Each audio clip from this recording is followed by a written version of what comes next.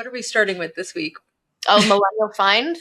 Wait, okay, we're jumping right in. Well, I'm convinced, by the way, there was some term. We're not millennial. Well, maybe you're not, but Xennial. I'm a Xennial. Like it's 80 to 83 or something.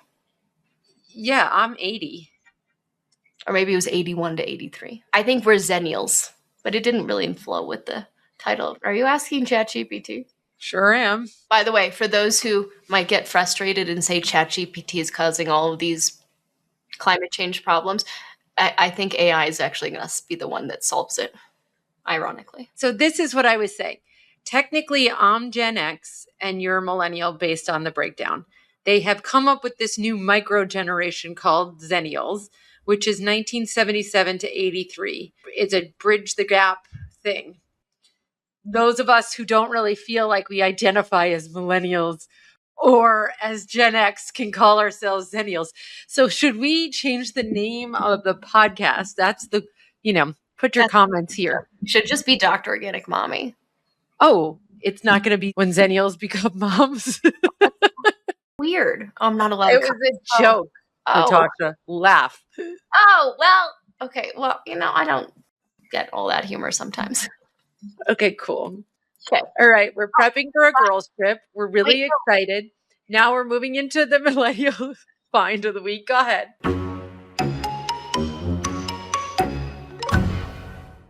What's the body soap that's in the glass jar? It's made with tallow. What's it called again? Local Revival.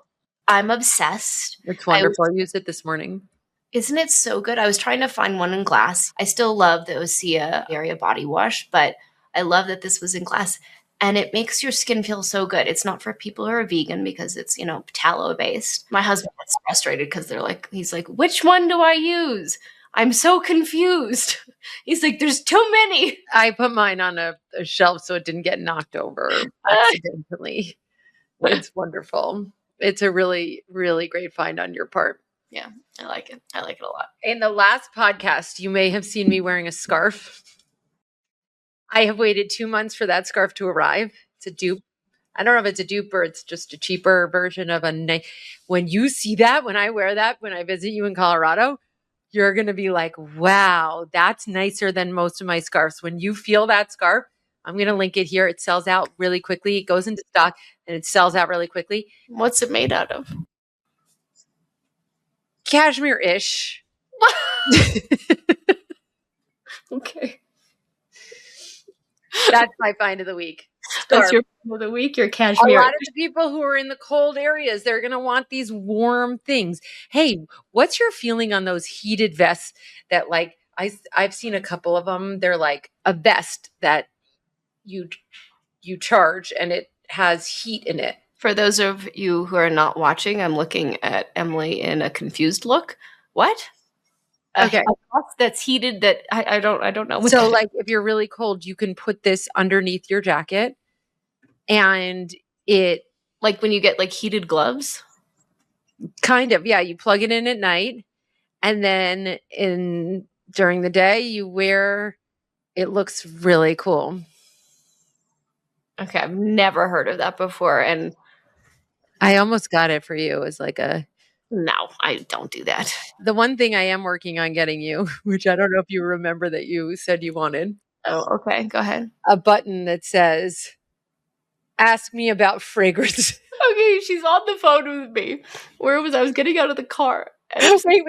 We were on the phone for 2 hours, 22 minutes, and 22 seconds. Yes. Okay, but at the start of the call, or maybe it wasn't the start, but whatever. At some point. There was this girl who had who was trying to help me, and she had so much fragrance on. I thought I was gonna vomit, and I joked with Emily. I was like, I want a button that says, "Ask me about how fragrance is an endocrine disruptor." And I was like, I'm just gonna wear that all the time because I couldn't bring it up. It's not like I had time to sit in a car in an Uber with her. It was just a quick interaction.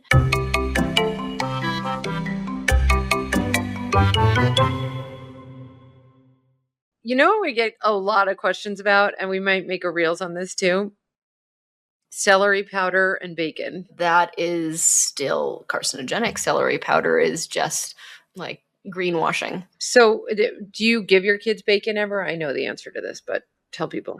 I do it once in a while, and I get it from Nourish Cooperative, but it's a like twice a year thing. It's something that we always But do. Nourish doesn't use celery powder? Yeah, it does. So, I mean, look, it's not great. It's a natural curing option, versus like the synthetic nitrites and nitrates that are worse. It's still a nitrate source that can be carcinogenic, which is why we don't do it very often. Which is why when we go out to eat and the kids are like, "Oh, I want bacon," that's a hard no. Even from my husband, we were both like, "No." But we had this tradition during Christmas time that we would make bacon with the kids. So we do it then. Okay, I have 3 questions here. What to do if another preschooler is teaching my 3-year-old to say violent things? But there was another question about that, asking, what do I do when my kid is coming home saying unkind words like stupid and idiot? So basically, the thing is, when kids come home saying unkind words or being more aggressive in their demeanor when it's not typical, the first thing to do is to stay calm, because when you start to overreact, it just gives that more attention. And so they're more likely to do it. Kids at this age, they're trying on words, not necessarily the meaning of words. And so you can just say something like, those are hurtful words. And in our family, we use words that help people, not words that hurt people. And then you give them the words to use when they're frustrated, saying, or when they're upset, saying like frustrated, upset, angry, instead of saying like, you're an idiot, that's so stupid. And say, oh, I can tell you're really upset right now. You may say, I'm really angry right now that you're not letting me do X, Y, and Z. And that way there's no shame, there's no lectures around it. It's just very clear boundaries and better language to use, because again, you're not trying to punish them, you're teaching them, right? The root word of discipline is to teach. And they always learn best from what we model. Okay, the next question, can we answer this? Thoughts on Bluey? Oh, thoughts on Bluey? Look, like Bluey is a better show. I haven't watched it in a while. It was Waldorf based in the beginning, but it's been a long time since I've looked at it. I think everybody knows my opinion on screens.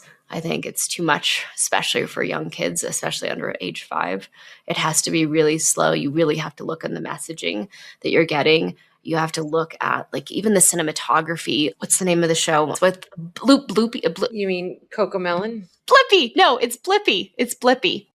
I think it's Blippy. Maybe look that up, but I'm pretty sure it's Blippy. So while that might look like a slow show, you have to look at the cinematography. So it goes in and out. Like if you're looking at me right now, it's like really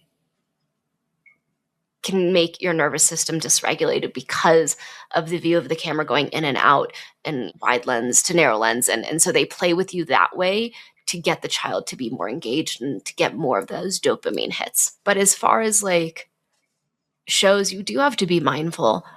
We wrote a whole blog on it about why context matters. It wasn't just that like, oh, kids started speaking in a British accent when they were watching Peppa Pig. That might be the funny like parent, oh, that's, Hilarious. My kid's British now. Right. So funny. But you don't realize that Peppa the Pig, she's mean. She'll say, like, you're not invited to my birthday party. And, there's shaming in that. And kids really model what they see again. And so I would always recommend sticking with like the basics, like Mr. Rogers' Neighborhood. I love Little Bear if you need something animated. And don't be afraid to show kids the same episode. This is why kids love bringing you the same book. They like to have repetition. Yeah, my son used to like to watch the same episode. The same episode, it makes them feel safe. And so don't feel like, oh, they're going to say like, I'm bored, I've seen this one. Oh, well, this is the one we have. You don't have to watch it. And trust me, 9 times out of 10, they'll say they'll watch the same one, or better yet, they'll go off and play. Wait, I have 2 things to bring up on this same front. One is I want you to address iPad versus television. We're working on a rails on that too, but I might as well bring it up here. And then the other thing is, you mentioned to me the other day that you wouldn't let your daughter fast forward. My son, he doesn't like the scary parts. He just fast forwards. And I'm like, whatever. Why can't he fast forward? 2 things. So first, with the fast forwarding, there's a difference between fast forwarding on something that's scary versus something that you're bored with. So that's what I mean by that. I don't want the kids thinking like, oh, I want to skip this part so I can get to the part that I enjoy. because there's slow moments, and there's slow moments in life, and you can't just fast forward through life, right? That's number one. Number two, I don't want them having control of the remote. Until what age is that? Depending on your parental controls and what you have on there, because So, like, how good of a parent are you? no. Oh my gosh, I can see Emily freaking out right now. Yeah. In my only child household, guess who has control of the remote 90% of the time? Where's your Rocasa like anxiety roller? I think you need to put some of that on. Drink some like magnesium with L-theanine. That'll calm you down. I'm so stressed today. I don't know why. I've noticed. I feel like we need to. Well, I'm glad we're going on the girls' trip so you can get lots of massages, but maybe I need to give you something stronger. Yeah, Lay's like, oh my God, that's not happening. No, Vivian's bringing me the peak tea elixir. Vivian will give you some natural stuff. Wait, where was I? Oh, so remote. In terms of the age, honestly, like my 11-year-old will at times have the remote. He's almost 12. And there's been times where we've had to have talks because we've been disappointed. Like he's not allowed, and he knows the rules. He can't just go switch and look up something on YouTube because all of these TVs are smart TVs, which they should be wired, but they can just go searching for things and they don't realize yet. Like they haven't had like the cyber civics training. I mean, they're doing that in his school at 6th grade, teaching them what's like safe online content and things that are trustworthy for that matter. At my school too, but. Oh, that's great. I love that they're doing that. He was like looking up breakdancing videos and you don't know what you're going to get. So we had to talk to him about it and say it could be something that is spliced in with a breakdancing video that you don't want your child to see or your child shouldn't be seeing. And so that's why we are really cognizant about teaching him that. And if he wants to do that, just to come ask us. And so that way it takes that unnecessary pressure off of them that they shouldn't be having at that age anyways. I don't think you addressed the iPad versus the TV. I remember when I first brought this up to you like years ago and you were like, wait, why? So number one, I don't want to make them feel like they're in control. Like the iPad is a privilege. This is something that we own as parents that we are letting them use. Number two, it's terrible for their eyes. They are sitting right up close to it. They have no peripheral vision going on. There's no depth perception. They're not getting additional stimulation from other things that's going on in the environment, right? And a lot of the times when they're sitting so close, you're also getting all of that blue light.